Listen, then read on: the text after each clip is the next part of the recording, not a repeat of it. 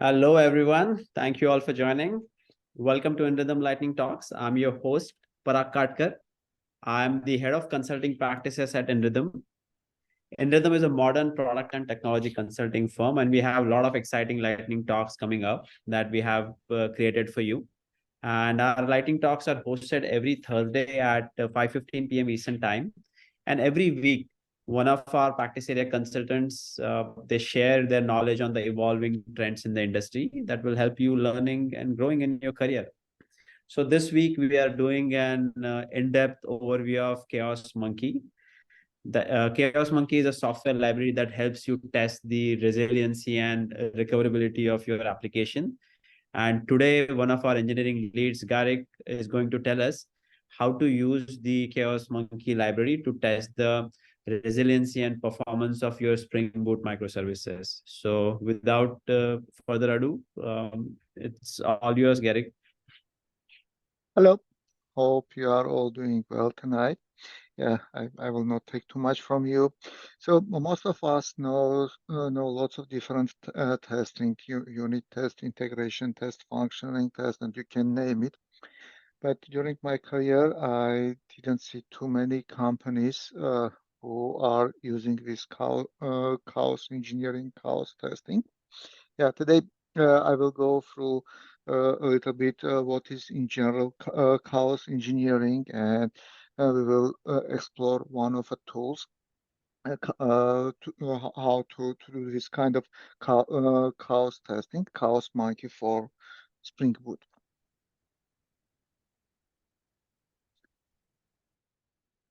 So what is chaos engineering? Chaos engineering is a discipline of experimenting on a system in order to build confidence in the system's capability to withstand turbulent conditions in production. How we are using it in practice? Chaos engineering can be thought of as a facilitation of experiments to uncover systematic weaknesses by the following four steps. Start by defining steady states as some measurable output of a system that indicates normal behavior. Second, hypothesize that this steady state will continue in both the control group and the experimental group. The third, introduce variables that reflect real-world events like servers that crash, hard drives that malfunction, network connections that are served, and so on. And fourth, try to disprove the hypothesis by looking for a difference in steady state between the control group and the experimental group. So what are the principles here? It's the building of hypotheses around steady state behavior, very real world events, run experiments in production, automate experiments to run continuously and minimize blast radius. Let's look a little bit each of these bullet points. What does this? What do they mean? So build a hypothesis around steady state behavior. Focus on the measurable output of a system rather than internal attributes of a system. Measurements of that output over a short period of time constitute a proxy for the system's steady state. The overall systems through output, error rates, latency, percentiles, etc., could be metrics of interest representing steady state behavior. By focusing on system behavior patterns during experiment, chaos verifies that the system doesn't work rather than trying to validate how it works. So this is a very important point here that we are just checking that during the chaos our system still resilient, it works. The next point is very real world events. Chaos variables reflect real world events. Prioritize events either by a potential impact or estimated frequency. Consider events that correspond to hardware failures like servers dying, software failures like malfunctioned, like malformed responses, and non-failure events like a spike in traffic or scaling events.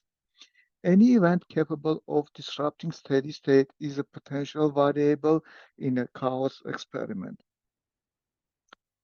So we need to run this type of test in production. Systems behave differently depending on environment and traffic patterns. Since the behavior of utilization can change at any time, sampling real traffic is the only way to reliably capture the request path. To guarantee both authenticity of a way in which the system is exercised and relevance to a current deployed system, Chaos strongly prefers to experiment directly on production traffic. And also we need to automate our experiments to run continuously because sometimes just or in many cases manual experiments are labor intensive and ultimately unsustainable. Automate experiments and run them continuously. Chaos engineering builds automation into the system to drive both orchestration and analysis. And we need to minimize the blast radius because we are running these tests on production and we don't want to kill our system on the production. Because of this, we need so experimenting on production has the potential to cause unnecessary customer pain. While there must be an allowance for some short-term negative impacts, it's the responsibility and obligation of a chaos engineer to ensure for fallout from experiments are minimized and contained. So as these kind of tests are being run on production, companies are doing some kind of gamifying day for some short period of time when they are running these chaos tests. So here I have some list of tools for doing this chaos testing. So these are Chaos Monkey, and we will look into some kind of simplified version of this tool, which is adopted uh, for Spring Boot. Another tool is a Simian Army, is a suite of tools developed by Netflix to test the reliability, security, or resilience of its AWS infrastructure. Another is ProofDog, Gremlin, Facebook Storms, and Day of Chaos. So just maybe a couple of them are open source products, and for our tools you need to pay if you want. For example, I look more or less to Gremlin. It's a paid system. You need to pay for that. Chaos Monkey has some dependencies on some other products, but what is related to Chaos Monkey for Spring Boot, you are just adding the dependencies to your application and you are running your Chaos test. Let's move to this Chaos Monkey for Spring Boot and see how we can adapt it. So in our POM file, we just need to add this dependency for Chaos Monkey Spring Boot, and we can run it into different version. If we want to run Chaos Monkey library as an external library, we just need to add this classifier into our dependency. Otherwise, we don't need to add this classifier, and this will be added to our project. And the latest version of Chaos Monkey is 302.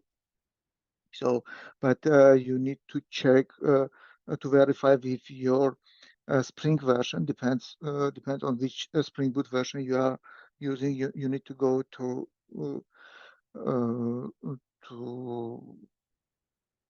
Chaos Monkey's Spring Boot website to verify which version of of this library you need to use with your Spring Boot version. And so the rest configuration is done in our application.property file or application YAML. It depends what version of properties you are using. So here we need to create a separate profile property file for Chaos Monkey to run it as a separate profile, or in our profile file we are adding this Chaos Monkey enabled and set it as a true. This tool provides also some management endpoints. To enable those endpoints, you need to use this attribute. You need to enable this property management endpoint Chaos Monkey enabled. So what are the elements of this monkey? The main two elements are vouchers and assaults. So voucher is a Spring Boot component which makes use of Spring AOP to see when a public method is executed in classes annotated with the following Spring annotations. So we can add vouchers to the following components.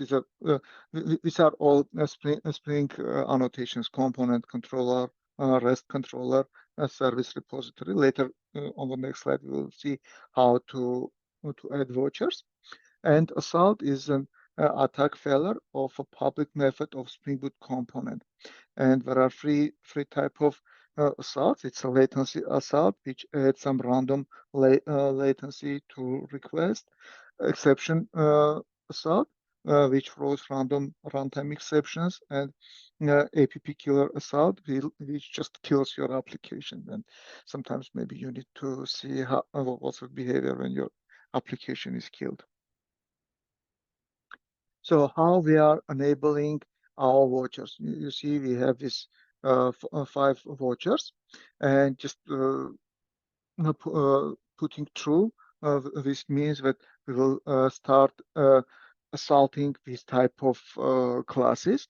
Just as a advice, you can do to understand the general behavior of your application during this chaos testing. Just enable them one by one, just to see to have a better understanding which component of your application is misbehaving during this chaos testing.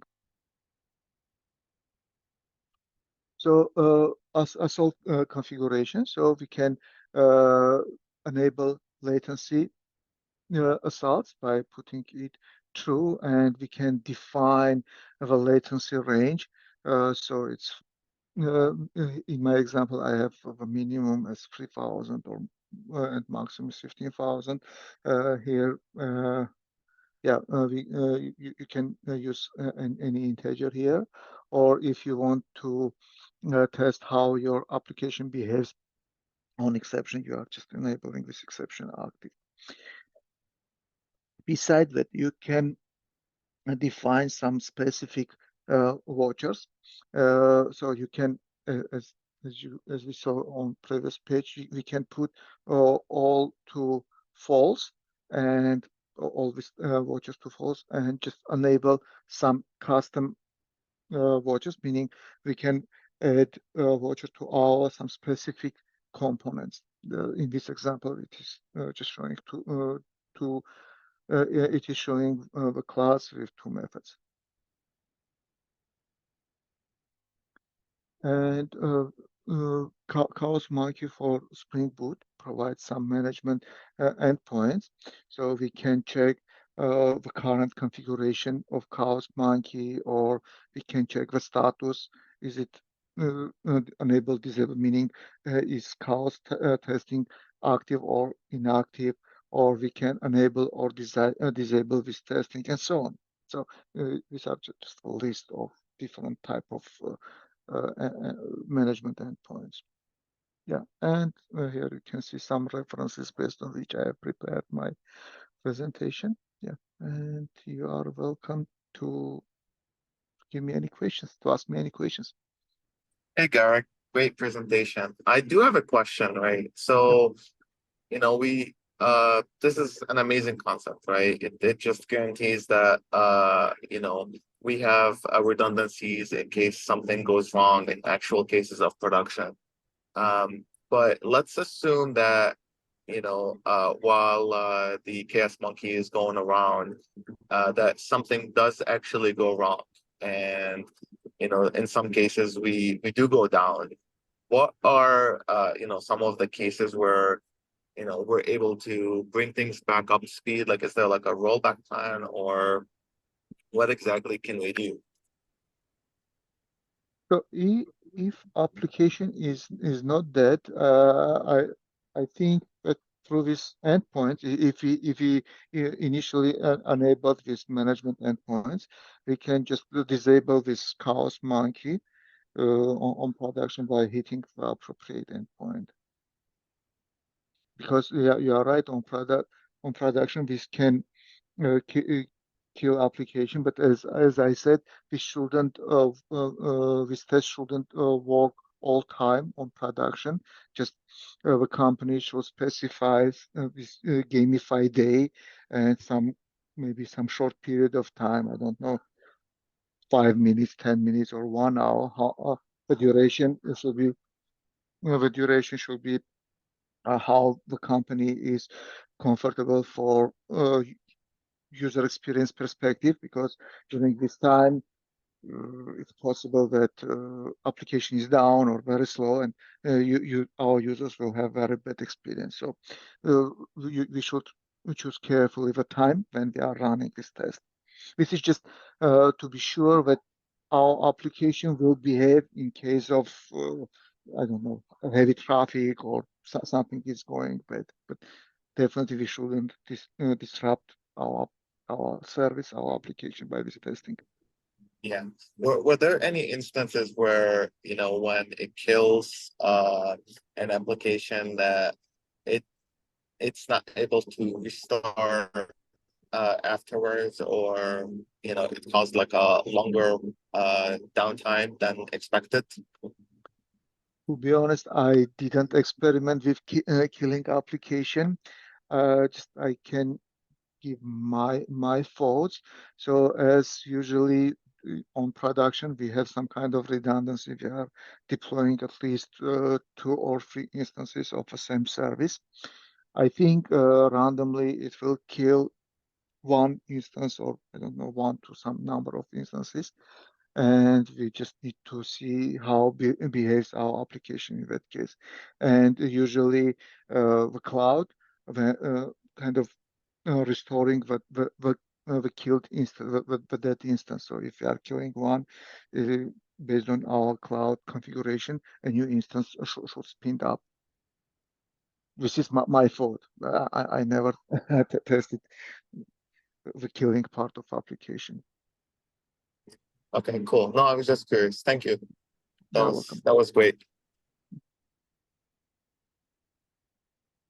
The aim of this testing is just to see the behavior of a system on production in general, how it behaves when something goes wrong. It's not testing if it is functioning correct or not correct. So because of it, this in general, in theory, this test should be run on production, yeah, and during some specific window of time. Otherwise, we can just by this type of test we can kill our production.